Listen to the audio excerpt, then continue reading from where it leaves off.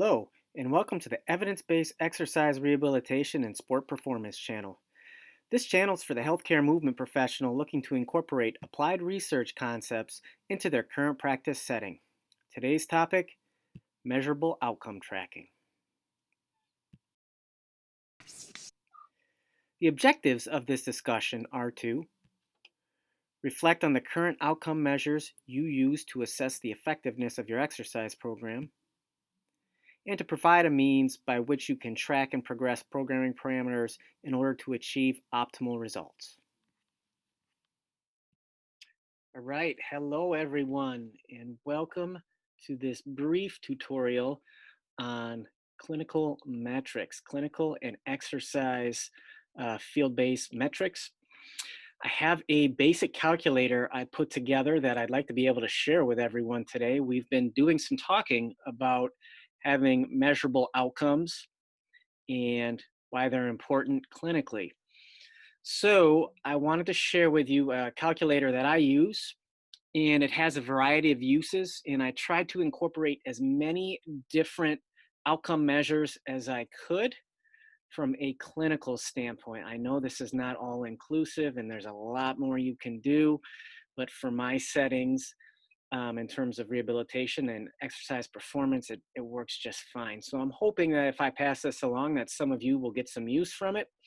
And even if you don't use it, hopefully after listening to this discussion, it'll make you kind of think about some of the options that I went through if you're not using those things, and give you some more options that you can use in your own practice. So let's start with this calculator up top here. It's pretty basic.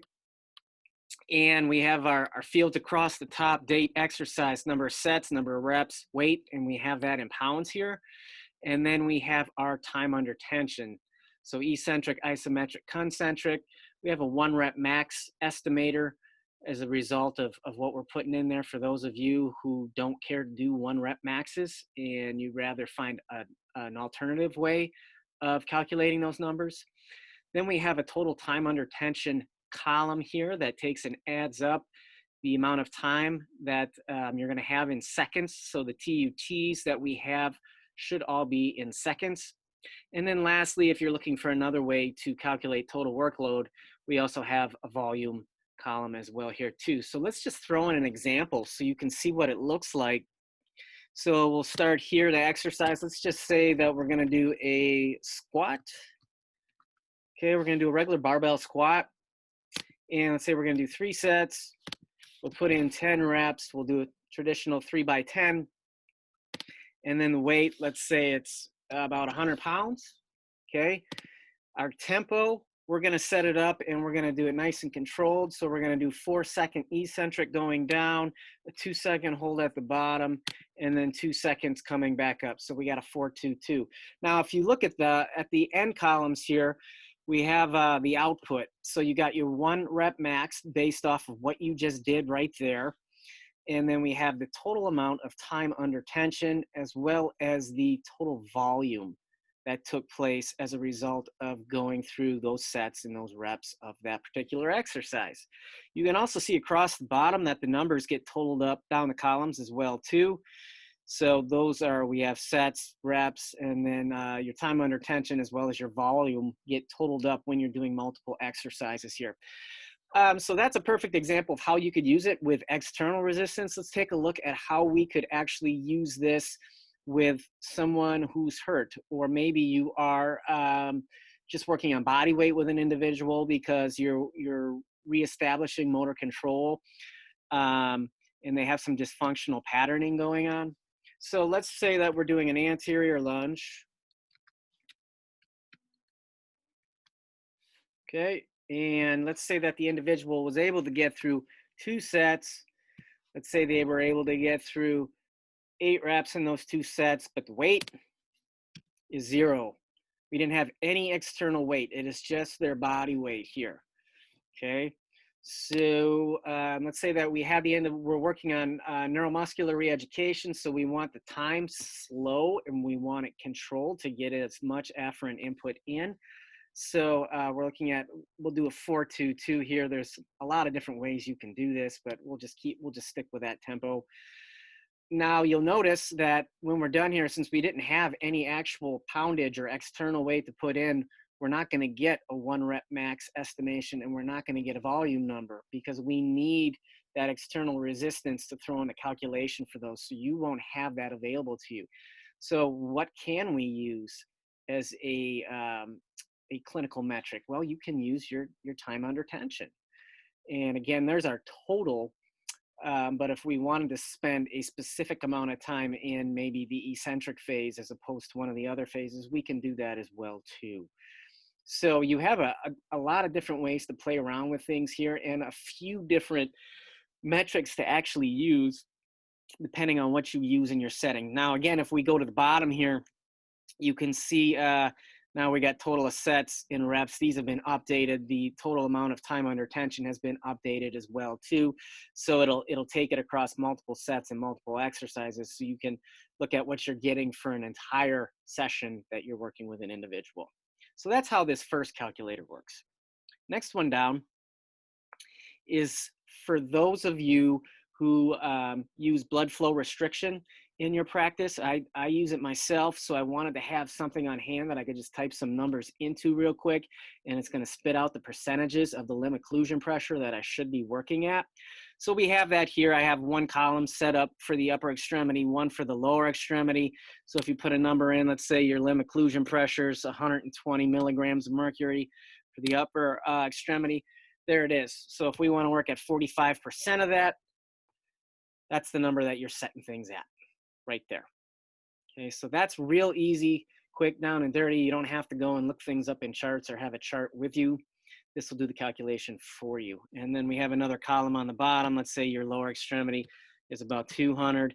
There's your numbers that it's spitting out for you there. Okay, so that's pretty straightforward. Let's go down. We have 3 more calculators to look at here. I'm going to start with this percentage change calculator.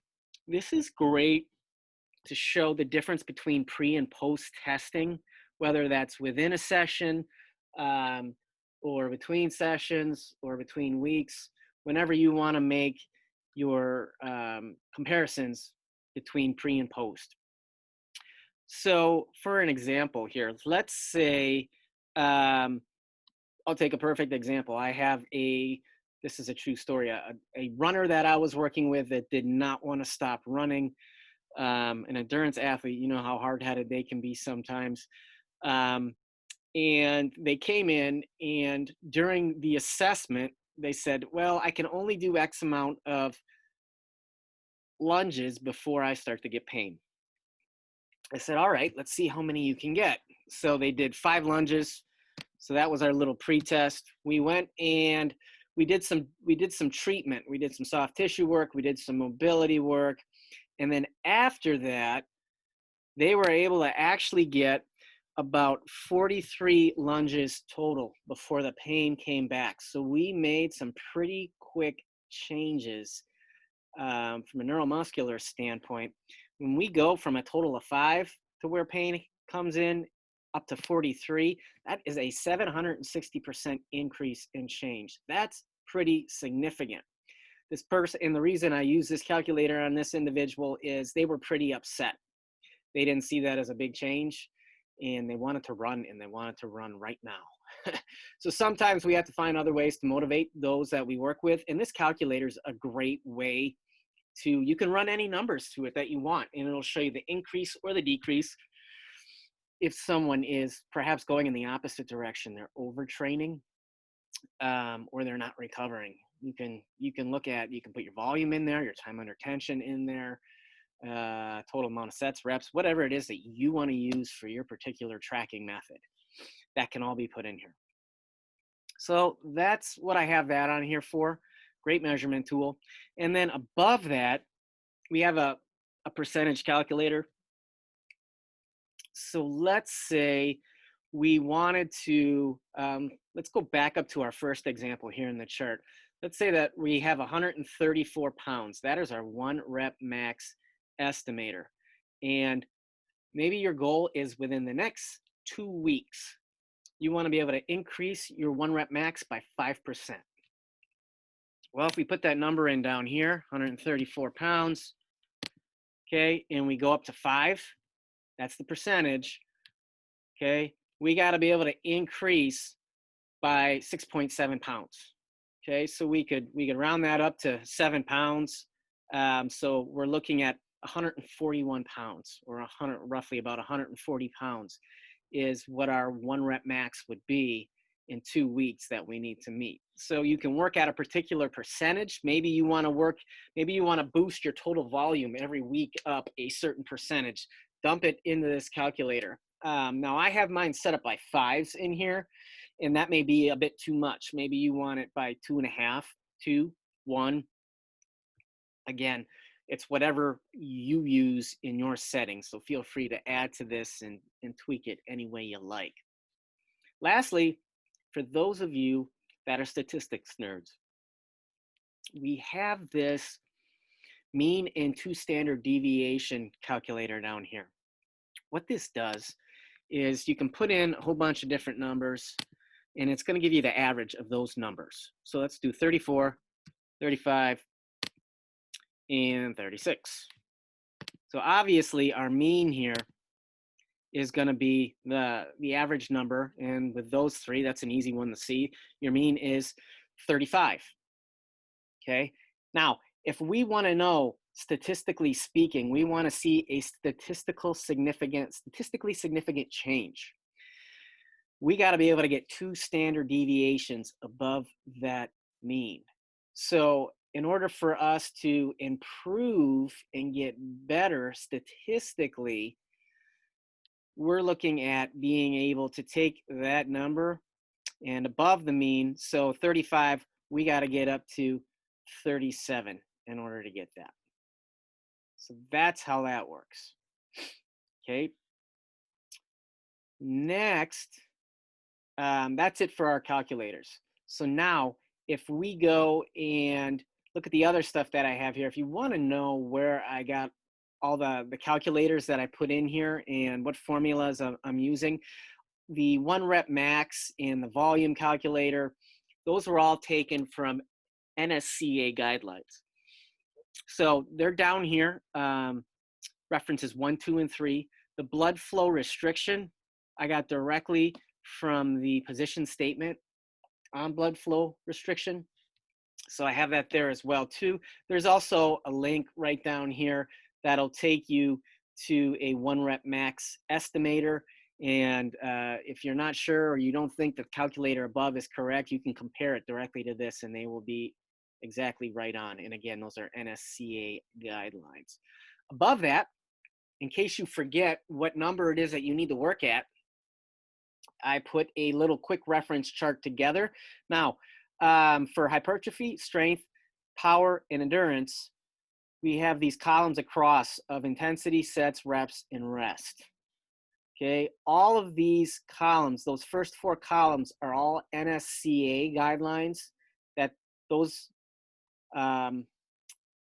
these specific numbers were taken from. The tempo, or your time under tension, those were taken from NASM, National Academy of Sports Medicine. These are not necessarily evidence-based. From a research standpoint, there's a lot of different studies on a lot of different time under tensions. And there's not any one specific way or specific tempo that has been identified for any one of these types of training as of yet. So there's a lot of controversy, and there are some things that agree with each other and some things that don't. Okay, so that's where this information came from, if you're wondering how that works. So I hope you enjoyed this. If you liked it, leave a comment down below and give me a thumbs up here and subscribe. If you'd like to have a copy of this, let me know in the comments, and I'd be happy to send this over to you and you can use it for your patients or clients. If you enjoyed the content and would like to see more, please subscribe and join our community.